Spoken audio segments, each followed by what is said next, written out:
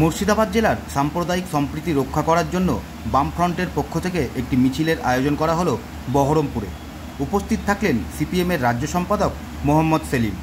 বৃহস্পতিবার বিকেলে বহরমপুর শহর জুড়ে বামফ্রন্ট ও সহযোগী দল মুর্শিদাবাদ জেলার উদ্যোগে এই মিছিলের আয়োজন করা হয়।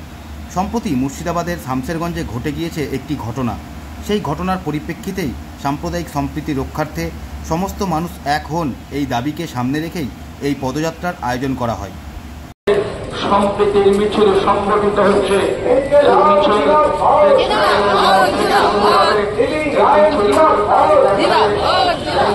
যেভাবে গত পরশুদিন জম্মু কাশ্মীরের পহেলগাঁওতে আক্রমণ করেছে সন্ত্রাসবাদীরা এবং যেভাবে নিরীহ মানুষের প্রাণ গিয়েছে সেই হত্যালীলার বিরুদ্ধে, এবং মুর্শিদাবাদে যেভাবে সাম্প্রদায়িক দাঙ্গা হাঙ্গামার বলি হয়েছে 3 জন এবং ব্যাপক লুটপাট হয়েছে, ঘর জ্বালানো হয়েছে, তার প্রতিবাদে সাম্প্রদায়িকতার বিরুদ্ধে, সন্ত্রাসবাদের বিরুদ্ধে সবাইকে একসাথে লড়তে হবে, সেই আহ্বান জানিয়ে এই মিছিল।